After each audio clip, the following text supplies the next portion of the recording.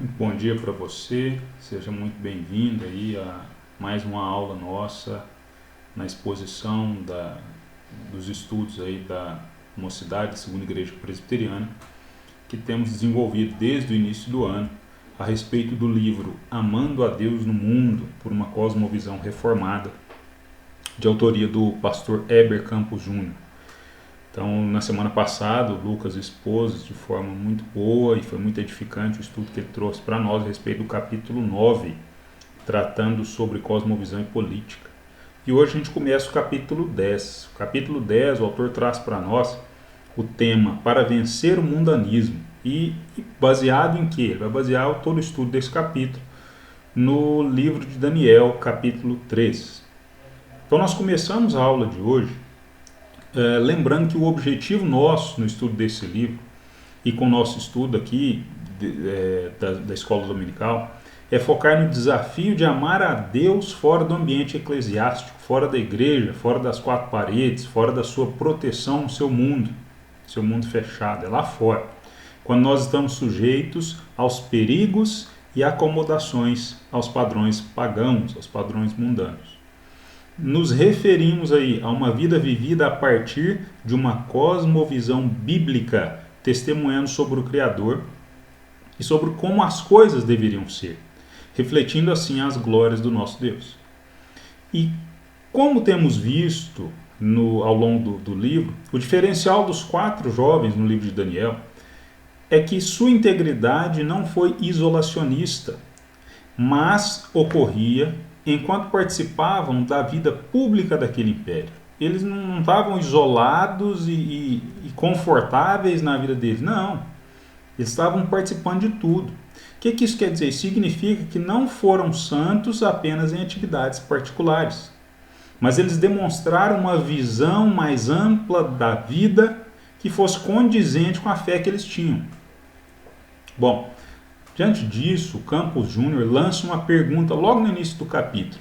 E a pergunta é a seguinte: como não ter uma postura monástica de espiritualidade e não cair no extremo de horizontalizar a vida cristã? Pensando nessa pergunta quanto ao mundanismo, temos os seguintes aspectos. Primeiro, com uma ética gnóstica, alguns crentes demonizam e se afastam de certas atividades, faltando a eles discernimento para reconhecer o paganismo dentro do próprio culto evangélico. São mundanos e não sabem disso ainda, ou não querem saber. E o segundo aspecto a respeito dessa pergunta relacionada ao mundanismo, de ter uma postura monástica de espiritualidade, ou, no outro extremo, ter horizontalizando a vida cristã. Então, o segundo aspecto que o autor aborda é o seguinte: com uma imunidade presunçosa, alguns outros cristãos acham que as coisas mundanas não afetam seu cristianismo. Só que eles se esquecem que nossa cosmovisão, segundo nós estudamos nos capítulos anteriores, sempre é moldada por aquilo que nós absorvemos.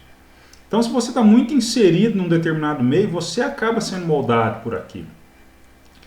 É ingenuidade nossa pensar que seres caídos como nós somos, impactados pela queda, não sucumbirão a propostas caídas da vida.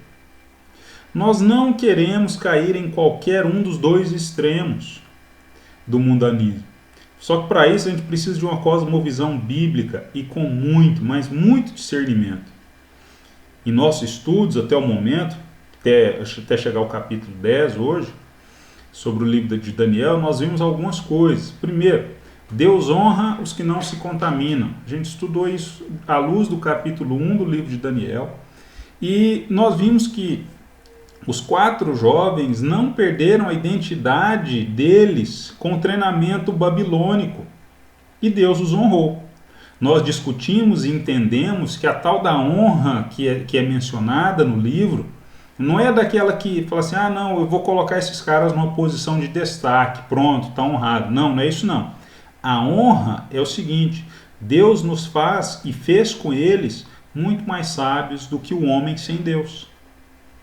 Segunda coisa que a gente tem estudado aí, percebeu no capítulo 2 já no livro de Daniel, é que o profeta testemunhou de um reino de outra natureza, quando revelou o sonho e o significado do sonho de Nabucodonosor. E o capítulo 2 deu sentido à história de Daniel, colocando-o como parte de uma grande história. Ele é uma página do livro, a história do reino de Deus. E a nossa história também ganha sentido quando narramos a história de Deus.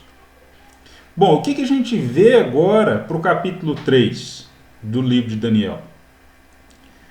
Temos outros desafios para uma vida impoluta nesse mundo. Bom, o autor vai traçar um paralelo interessante aí a respeito da vida do cristão em uma canoa. Mas como assim, Daniel? Bom, não tem nada de errado com o fato de o cristão estar cercado das coisas do mundo, como uma canoa dentro d'água lá na lagoa. Não afundando, tá? Uma canoa cercada por água. Mas o problema começa quando as coisas do mundo, a água ao redor da canoa, lá na lagoa, começa a entrar na sua canoa. Crente mundano está fadado a naufragar. Então vamos ver o que Campos Júnior nos traz a respeito do capítulo 3 do livro de Daniel. Eu sugiro que você faça uma pausa agora no vídeo e leia com atenção o capítulo 3 do livro de Daniel, para retomarmos na sequência. Para mim, particularmente, esse texto, esse capítulo é muito marcante e profundo, principalmente nesse tempo que a gente está vivendo agora, que a gente tem tanta incerteza, mas não incerteza imposta por homens assim na cultura, nada, a incerteza no mundo por causa de uma doença. Porque nesse livro, nesse capítulo aí do livro de Daniel, tem uma passagem que eu gosto demais, que é quando os jovens falam assim, olha, fica sabendo, ó rei, se Deus quiser nos livrar da fornalha, ele vai. Se não quiser, ele não vai livrar, mas eu não vou me prostrar diante de você. Se Deus quiser nos livrar dessa pandemia, ele vai. Mas se não quiser, ele vai continuar sendo Deus. Então faça uma pausa aí agora e dê uma lida no capítulo 3 do livro de Daniel, por favor. Achei que você tinha pausado, até parei aqui, era o pause, tá? Vamos continuar então. O que nós tínhamos, né, no contexto do capítulo 3? Nós temos um panteão de deuses. O que é isso? Novamente na história relatada, o contexto é inóspito e nada convidativo para jovens fiéis a Deus. O que nós tínhamos? Nós tínhamos um monarca poderoso, uma exigência idólatra e uma ameaça mortal. Não sabemos precisamente quando foi que Nabucodonosor erigiu essa imagem, quando é que ele fez isso. Mas talvez ele quisesse ostentar as glórias do seu reino com uma imagem toda banhada a ouro, depois de Daniel ter descrito como cabeça de ouro em Daniel 2:38. Alguns estudiosos afirmam que a imagem provavelmente era de Nebo, o deus homenageado no próprio nome de Nabucodonosor.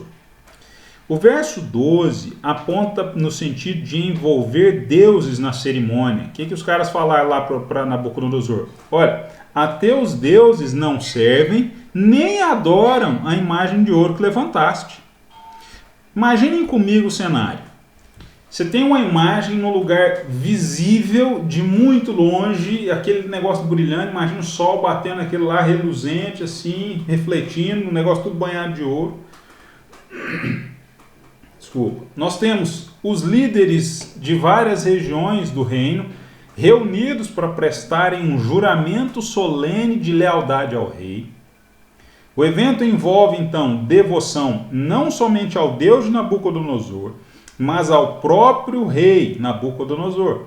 Então, nós tínhamos uma cerimônia inserida na esfera política. Terceira coisa. Então, você vê a imagem de longe, tem líder de tudo quanto é canto chegando ali para prestar lealdade ao rei. Em terceiro, muita pompa. O negócio era uma cerimônia assim, de muita ostentação. nós tínhamos oficiais importantes, como a gente vê nos versículos 2 e 3, e nós tínhamos uma orquestra imponente. Eu gosto de música, gente, então a música ali é importante, hein? Tínhamos uma orquestra imponente, versículos 5, 7, 10 e 15. Próxima coisa do cenário, continue imaginando comigo. O decreto era transmitido pelo arauto e ninguém estava isento de obedecer. E que decreto era esse? Curvar-se perante a imagem como submissão ao poder do Estado e religioso, poder estatal e religioso dos babilônicos e seus deuses, versículos 4 e 5. Por fim, havia uma ameaça aos traidores. Que ameaça é essa? Fornalha. Está lá no versículo 6. E noutro contexto, se você olhar lá em Jeremias 29, 22, você vai perceber que isso também já foi usado. Então, Jeremias 29, 22, dê uma olhada lá. Bom, é importante destacar que para Nabucodonosor não tinha problema nenhum em múltiplas lealdades. Ou seja, ele exigia lealdade ao Estado caldeu, sem exigir, contudo, que seus súditos renunciassem ou parassem de praticar adoração privada aos seus próprios deuses. Outros povos não tinham essa dificuldade de acrescentar mais uma lealdade, principalmente porque eles tinham a mentalidade de que o Deus da nação que me conquistou é mais forte que o meu. Então, para outros povos não tinha problema algum nisso. Então, o que a gente aprende logo no início dessa passagem? Primeiro, a gente aprende a enxergar o que está por detrás de uma atividade secular. Era a imagem de um deus, mas a cerimônia tinha um caráter civil, de um monarca e seus súditos. Era uma cerimônia civil, mas de caráter religioso. Não podemos separar o que é civil como se fosse secular do que é religioso.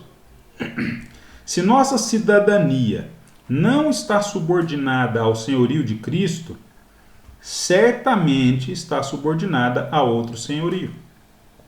A história do capítulo 3 nos desperta para o fato de que toda lealdade tem caráter religioso, em conformidade ou contrária aos mandamentos divinos. Entender, segunda coisa que a gente pode entender e aprender logo no início dessa história, desse capítulo 3. A gente aprende que o caráter religioso quase sempre conduz a um politeísmo, tanto nos dias de Nabucodonosor quanto em nosso tempo. Vamos ver a abordagem interessante que o autor Campos Júnior propõe aí. Quando o mundo faz pressão para nos curvarmos diante dos seus deuses, frequentemente não exige que abandonemos o nosso Deus. Não somos impedidos de adorar a Jesus Cristo na esfera privada, contanto que juremos lealdade pública aos deuses aclamados pela sociedade. O autor do livro nos apresenta exemplos que fundamentam sua perspectiva e vamos ver agora. Primeiro exemplo, o mundo não faz objeção alguma a cristãos terem um dia especial de adoração e devoção ao nosso Deus, o domingo, por exemplo.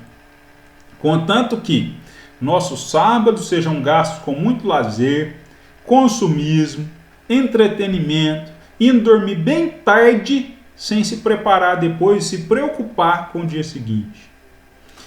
Segundo, importantes eventos esportivos e sociais, acompanhados pela televisão ou ao vivo, quase sempre acontecem aos sábados e domingos, dando aquela bagunçada, embaralhando a nossa agenda.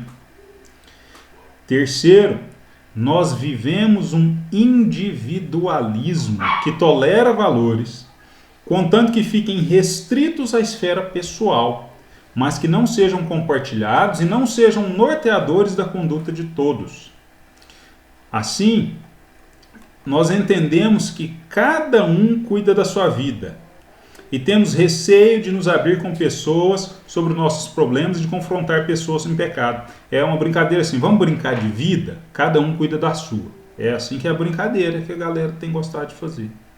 Eu não posso me abrir, não posso confrontar o outro, porque é o individualismo que prevalece. Raramente, cristãos entendem que a maior parte da disciplina, eu estou falando no ambiente na igreja agora, raramente os cristãos entendem que a disciplina deveria acontecer principalmente no 1 a 1, tete a tete. Mateus 18, 15.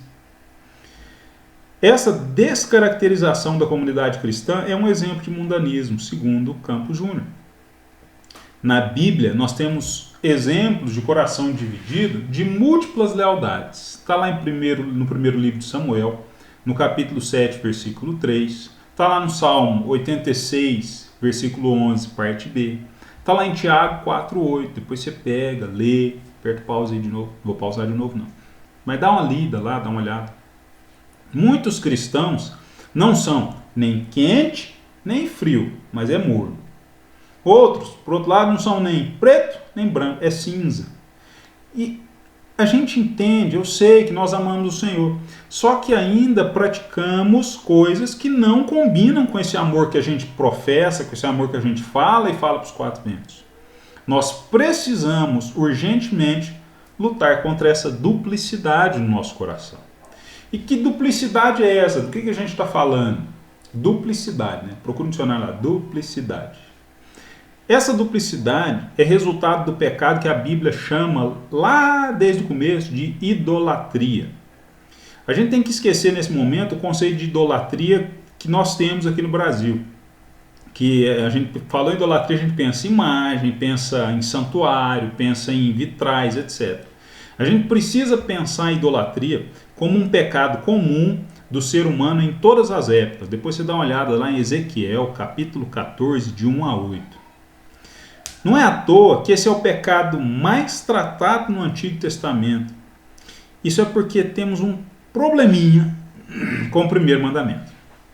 De acordo com Timothy Keller, que é o autor daquele livro que nós estudamos na Mocidade no ano passado, no outro livro dele, um ídolo é qualquer coisa, inclusive coisa boa, que você espera que dê a você o que somente Deus pode te dar: significado, segurança e felicidade. Não só os ídolos do passado, mas os do presente. Olha os exemplos de ídolos que ele traz. Beleza, poder, dinheiro, realização. Também são difíceis de apaziguar. Você tem que fazer sacrifício para eles. Você tem que fazer um sacrifício para ficar bonito. Você tem que fazer um sacrifício para ter poder, para ter dinheiro. Então você tem que sacrificar. Então esses ídolos também são difíceis de quietar, de sossegar. Vemos esse mundanismo manifesto em nossos muitos amores, nossos diversos deuses. Entendo que as posturas que são abertamente imorais são mais facilmente detectadas e combatidas no meio cristão, segundo diz Campos Júnior. E agora, ele se atém a exemplos sorrateiros de paganismo que adentram a mentalidade de evangélicos sem tanta percepção e com pouco discernimento. Ele começa então um subtópico do capítulo 3, do capítulo 10, perdão, que ele chama Conformando-se ao Mundo. Então vamos entender o que é mundanismo. Mundanismo, segundo o autor, é aceitarmos e nos acomodarmos aos padrões de vida semelhantes aos do mundo, enquanto professamos ser cristãos e nos apegamos fortemente a isso, ao fato de sermos cristãos. Ou seja, eu vou pegar o padrão que está lá fora, mas eu sou cristão, mas eu pego só o padrão. Só o padrão, não vai fazer mal. Só que a gente esquece o seguinte: nós somos forasteiros aqui nessa terra. A gente está aqui de passagem. E que a gente deve sonhar, e não devemos, sonhar em mudar o nosso visto para permanecer no mundo. Ah não, eu quero é ficar aqui agora, então eu vou me preocupar com tudo que é daqui. Não devemos fazer como os hebreus. O que eles fizeram? Quando estava saindo lá da escravidão no Egito, eles falaram assim: estou com saudade da comida de lá. Está lá em Números 11, 4 a 6. Estou com saudade, quero voltar. Deus deu para eles carne no lugar de pão, só que deu também juízo. Está lá em Números 11, 31 a 34. O mundanismo deles se mostrou em desejar as coisas do mundo mais do que as coisas de Deus. Vamos voltar agora então para os três jovens do capítulo 3 do livro de Daniel. Sadraque, Mesaque e Abednego. Eles estavam em terra estrangeira há alguns anos e conviviam não só com gentios idólatras, mas também eram cercados por judeus que haviam sucumbido à idolatria. Os três amigos de Daniel estavam agora diante de uma situação em que estavam tentados a fazer, sob ameaça de morte, o que muitos judeus fizeram espontaneamente por gerações. O fato de os 3 jovens fazerem parte de um povo idólatra é uma das circunstâncias tentadoras que o autor destaca como paralelo para o desafio que nós temos atualmente em relação ao mundanismo dentro da igreja. Destacando a manifestação de mentalidade mundana em atitudes comuns, Campos Júnior faz aplicações que dizem respeito a estilos de vida que os próprios crentes têm adotado, tornando nossa integridade ainda mais difícil. Então vamos começar com outra pergunta aqui, para aprofundar mais esse tema. O que é mundo? Então, a Bíblia pode usar a palavra mundo em sentidos diferentes. Por exemplo, João 1,10 se refere à palavra mundo 3 vezes, com 3 sentidos diferentes. Quando João 3,16, por exemplo, fala que Deus amou o mundo, e João, a primeira epístola de João, capítulo 2, versículo 15, afirma que não podemos amar o mundo, depois você compara com Tiago 4,4, o mesmo autor está se referindo a sentidos diferentes da palavra. Nós estamos nos referindo à palavra mundo no sentido de sistema maligno contrário a Deus. Isso é mundo. E existe uma pressão exercida pelo mundo sobre todos. Não só aqueles que querem e também aqueles que não querem o estilo de vida proposto pelo mundo. Então o mundo faz pressão sobre sobre todo mundo, redundante com o mundo. Nosso desafio, então, assim como dos 3 jovens, é sermos contraculturais, não só em relação ao mundo, mas em relação aos cristãos que já sucumbiram ao mundo. Então a gente tem que ir contra, a gente tem que lutar contra isso. E não é fácil. Então, na sequência, o autor, Heber Campos Júnior, apresenta exemplos de atitudes que evidenciam uma mentalidade mundana, um mundanismo, entre aspas, mais aceitável, associados àquilo que a Escritura chama de pecaminoso. Então vamos ver os exemplos dele. O primeiro exemplo, ele está associado a uma expectativa idólatra de redenção no lazer. Nosso trabalho se tornou tão sem propósito que o final de semana virou uma espécie de libertador. Uhul! Festa, acabou, estou livre. Alforria, estou liberto. Fazemos do final de semana um redentor de nosso suor e pesar do trabalho. E o que tem de mundano nisso, segundo Campos Júnior? Nós nos esquecemos que começamos nossa semana com o dia mais triunfal de todos, o dia em que Cristo venceu a morte. Para quê? Para espalhar um cheiro de vida no restante dos dias da semana. Nossa mentalidade deveria mudar. Se entendermos que somos alimentados com vida no início da semana, para que semeemos vida no restante dela, talvez isso mude a maneira como eu encaro a segunda a sábado. Não é mesmo? Segunda coisa, associado a um espírito interesseiro nos relacionamentos, nós buscamos relacionamentos baseados em afinidades antes do que em oportunidade de demonstrar graça. Nós deveríamos gastar tempo com pessoas que precisam ouvir a mensagem de Cristo ou que precisam crescer na graça e no conhecimento de Jesus. Depois dá uma olhada, segunda epístola de Pedro, capítulo 3, versículo 18. Se nosso tempo e nossa casa recebem apenas pessoas semelhantes a nós, somos egocêntricos, focados apenas em nosso bem-estar. Terceiro exemplo. Associado agora a uma comodidade autocentrada, acreditamos nas coisas celestiais, mas nosso investimento de tempo e dinheiro provam que não pensamos nas coisas lá do alto. Colossenses 3, 1 e 2. Pensamos no fruto do nosso labor, do nosso suor, do nosso trabalho, antes para nós mesmos do que para os outros. Efésios 4, 28. E é difícil gastarmos do nosso precioso tempo para servir se eu posso terceirizar o serviço, eu pago outra pessoa para fazer, vou terceirizar, não. Ah, você quer ir ajudar alguém? Não, eu te pago, você ajuda. Se nós não vigiarmos, todo tipo de raciocínio e estilo de vida que encontra guarida em nosso interior, a carne, conforme está lá em Gálatas 5,17, nós podemos ser mundanos até fechados em um quarto. Porque pecado procede da nossa cobiça. Tiago 1, 14 e 15. O mundo apenas joga combustível na fagulha que está lá dentro de nós. A pressão para nos conformar ao mundo não é só externa, mas é interna também. Por isso essa luta é tão difícil. Nós sabemos que experimentamos uma disputa de amores em nosso interior, mas é necessário sermos chamados à fidelidade. O mundo tolera ser amante, mas Deus não aceita que haja outro. Primeira Epístola de João, capítulo 2, versículo 15. E essa fidelidade suscitará o castigo do mundo. Nossa experiência pode não ser a de uma fornalha, como dos 4 jovens. Mas nós temos pressões internas e externas. Somos ameaçados a perder privilégios, somos ridicularizados, somos ignorados, além de sofrermos com nossos próprios medos e desejos de aceitação.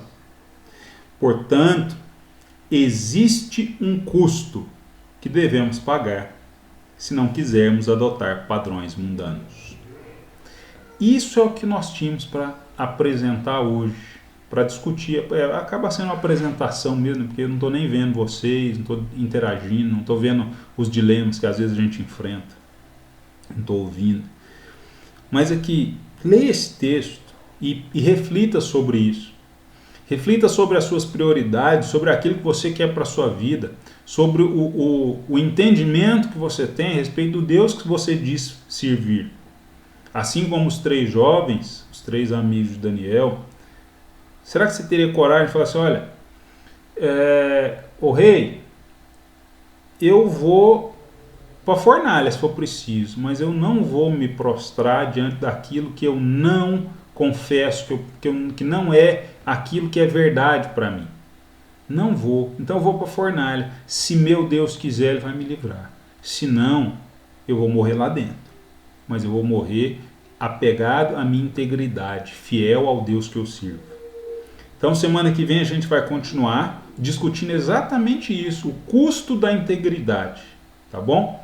Deus abençoe a sua semana, que seja uma semana feliz, seja uma semana próspera, no nome do nosso Senhor Jesus, tá bom? Forte abraço para você, Deus o abençoe.